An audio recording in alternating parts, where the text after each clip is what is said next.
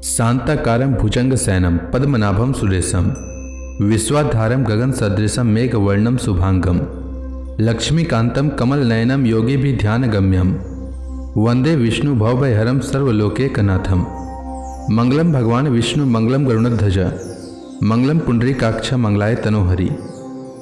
ओम नमो भगवते वासुदेवाय। आज का दिन आप सभी के लिए मंगलमय हो। आज पौष महीने का 28वां दिन है, तो आइए सुनते हैं पौष मास की कथा का 28वां अध्याय। ब्रह्मा जी नारद जी से आगे कहते हैं, जब संसार की रचना का समय होता है तब तपस्या, 9 प्रजापति, मरीचि आदि ऋषि और मेरे रूप में। जब सृष्टि की रक्षा का समय होता है तब धर्म, विष्णु, मनु, देवता और राजाओं के रूप में, तथा जब सृष्टि के प्रलय का समय होता है तब अधर्म, रुद्र तथा क्रोधवश नाम के सर्प एवं दैत्य आदि के रूप में सर्वशक्तिमान भगवान की माया विभूतियां ही प्रकट होती हैं। अपनी प्रतिभा के बल से पृथ्वी के एक एक धूलि कण को गिन चुकने पर भी जगत में ऐसा कौन पुरुष है जो भगवान की शक्तियों की गणना कर सके। जब वे त्रिविक्रम अवतार लेकर त्रिलोकी को नाप रहे थे, उस समय उनके चरणों के अदम्य वेग से प्रकृति रूप अंतिम आवरण से लेकर सत्यलोक तक सारा ब्रह्मांड कांपने लगा था। तब उन्होंने ही अपनी शक्ति से उसे स्थिर किया था। समस्त सृष्टि की रचना और संहार करने वाली माया उनकी एक शक्ति है। आदिदेव भगवान शेष सहस्त्र मुख से उनके गुणों का गायन करते आ रहे हैं, परंतु वे अब भी उसके अनंत की कल्पना नहीं कर सके। जो निष्कपट भाव से अपना सर्वस्व और अपने आप को भी उनके चरण कमलों में न्यौछावर कर देते हैं, उन पर वे अनंत भगवान स्वयं ही अपनी ओर से दया करते हैं और उनकी दया के पात्र ही उनकी दुष्कर माया का स्वरूप जानते हैं और उसके पार जा पाते हैं। प्यारे नारद, परम पुरुष की उस योग माया को मैं जानता हूँ तथा तुम लोग भगवान शंकर, दैत्य कुलभूषण प्रहलाद, शत्रुपा, मनुपुत्र प्रियव्रत आदि और ध्रुव भी जानते हैं। इनके सिवा इक्ष्वाकु, पुरुरवा, मुचकुंद, जनक, रघु, सगर, गय, ययाति आदि तथा मानधाता, अलर्क, शतधन्वा, अनु, रंतिदेव, भीष्म, दिलीप, सौभरी, उतंक, शिबी, देवल, पिपलाद, सारस्वत, उद्धव, पराशर, भूरिश्रेण एवं विभीषण, हनुमान, सुखदेव, अर्जुन, विदुर और श्रुतदेव आदि महात्मा भी जानते हैं, जिन्हें भगवान के प्रेमी भक्तों का सा स्वभाव बनाने की शिक्षा मिली है। वे स्त्री, शूद्र, होंठ, भील और पाप के कारण पशु पक्षी आदि योनियों में रहने वाले भी भगवान की माया का रहस्य जान जाते हैं और इस संसार सागर से सदा के लिए पार हो जाते हैं। फिर जो लोग वैदिक सदाचार का पालन करते हैं, उनके संबंध में तो कहना ही क्या है। परमात्मा का वास्तविक स्वरूप एक रस, शांत, अभय एवं केवल ज्ञान स्वरूप है। न तो उसमें माया का मल है और न तो उसके द्वारा रची हुई विषमताएं ही। वह सत्य और असत दोनों से परे है। किसी भी वैदिक या लौकिक शब्द की वहां तक पहुंच नहीं है। अनेक प्रकार के साधनों से संपन्न होने वाले कर्मों का फल भी वहां तक नहीं पहुंच सकता। और तो क्या, स्वयं माया भी उसके सामने नहीं जा पाती, लजाकर भाग खड़ी होती है। परम पुरुष भगवान का वही परम पद है। महात्मा लोग उसी का शोक रहित अनंत आनंद स्वरूप ब्रह्म के रूप में साक्षात्कार करते हैं। स्वयंशील पुरुष उसी में अपने मन को समाहित करके स्थित हो जाते हैं। जैसे इंद्र स्वयं मेघ रूप से विद्यमान होने के कारण जल के लिए कुआं खोदने की कुदाल नहीं रखते, वैसे ही वे भेद दूर करने वाले ज्ञान साधनों को भी छोड़ देते हैं। समस्त कर्मों के फल भी भगवान ही देते हैं, क्योंकि मनुष्य अपने स्वभाव के अनुसार जो शुभ कर्म करता है वह सब उन्हीं की प्रेरणा से होता है। इस शरीर में रहने वाले पंचभूतों के अलग अलग हो जाने पर जब यह शरीर नष्ट हो जाता है, तब भी इसमें रहने वाला अजन्मा पुरुष आकाश के समान नष्ट नहीं होता। बेटा नारद, संकल्प से विश्व की रचना करने वाले षडैश्वर्य संपन्न श्रीहरि का मैंने तुम्हारे सामने संक्षेप से वर्णन किया। जो कुछ कार्य कारण अथवा भाव अभाव है, वह सब भगवान से भिन्न नहीं है। फिर भी भगवान तो इससे पृथक भी है ही। भगवान ने मुझे जो उपदेश किया था वही भागवत है। इसमें भगवान की विभूतियों का संक्षिप्त वर्णन है। तुम इसका विस्तार करो। जिस प्रकार सबके आश्रय और सर्वस्वरूप भगवान श्री हरि में लोगों की प्रेममय भक्ति हो, ऐसा निश्चय करके इसका वर्णन करो।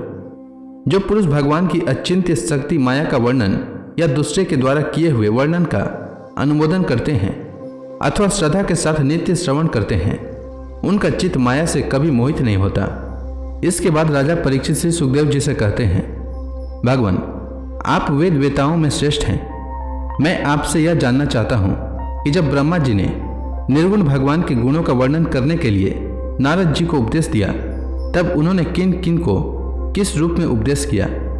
एक तो अचिंत्य शक्तियों के आश्रय भगवान की कथाएं ही लोगों का परम मंगल करने वाली है। दूसरे देवर्षि नारद का सबको भगवत दर्शन कराने का स्वभाव है। अवश्य ही आप उनकी बातें मुझे सुनाइए।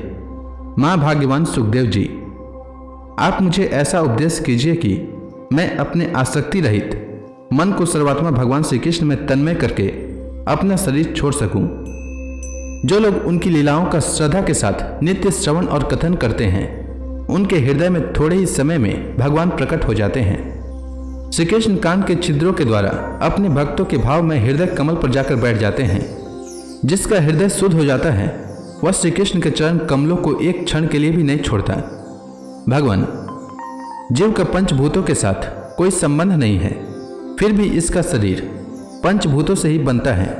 तो क्या स्वभाव से ही ऐसा होता है अथवा किसी कारणवश आप इस बात का मर्म पूर्ण रीति से जानते हैं? आपने बतलाया कि भगवान की नाभि से वह कमल प्रकट हुआ जिसमें लोकों की रचना हुई, जिनकी कृपा से सर्वभूतमय ब्रह्मा जी प्राणियों की सृष्टि करते हैं, जिनके नाभि कमल से पैदा होने पर भी जिनकी कृपा से ही ये उनके रूप का दर्शन कर सके थे, वे संसार की स्थिति, उत्पत्ति और प्रलय के हेतु सर्वांतर्यामी और माया के स्वामी परम पुरुष परमात्मा अपनी माया का त्याग करके किस में किस रूप से शयन करते हैं। पहले आपने बतलाया था कि विराट पुरुष के अंगों से लोक और लोकपालों की रचना हुई, और फिर यह भी बतलाया कि लोक और लोकपालों के रूप में उसके अंगों की कल्पना हुई। इन दोनों बातों का तात्पर्य क्या है? महाकल्प और उनके अंतर्गत अवान्तर कल्प कितने हैं? भूत, भविष्यत और वर्तमान काल का अनुमान किस प्रकार किया जाता है? क्या स्थूल देहाभिमानी जीवों की आयु भी बंधी हुई है? ब्राह्मण श्रेष्ठ, काल की सूक्ष्म गति त्रुटि आदि और स्थूल गति वर्ष आदि किस प्रकार से जानी जाती है? विविध कर्मों से जीवों की कितनी और कैसी गतियां होती है?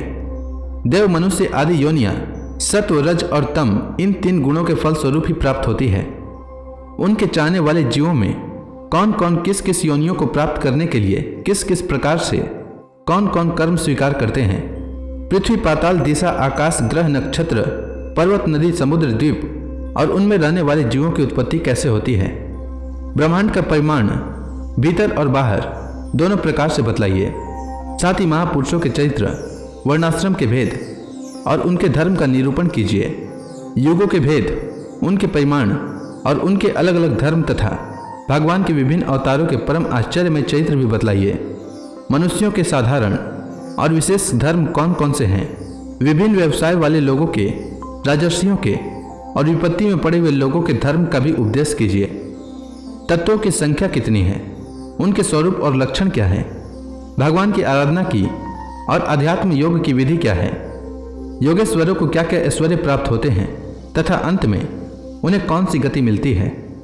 वेद, उपवेद, धर्मशास्त्र, इतिहास और पुराणों का स्वरूप एवं तात्पर्य क्या है? समस्त प्राणियों की उत्पत्ति, स्थिति और प्रलय कैसे होता है? बावली, कुआं खुदवाना आदि स्मार्त, यज्ञ यज्ञादि वैदिक एवं काम्य कर्मों की तथा अर्थ, धर्म, काम के साधनों की विधि क्या है? प्रलय के समय जो जीव प्रकृति में लीन रहते हैं, उनकी उत्पत्ति कैसे होती है? पाखंड की उत्पत्ति कैसे होती है? आत्मा के बंध मोक्ष का स्वरूप क्या है और वह अपने स्वरूप में किस प्रकार स्थित होता है? भगवान तो परम स्वतंत्र हैं, वे अपनी माया से किस प्रकार क्रीड़ा करते हैं और उसे छोड़कर साक्षी के समान उदासीन कैसे हो जाते हैं?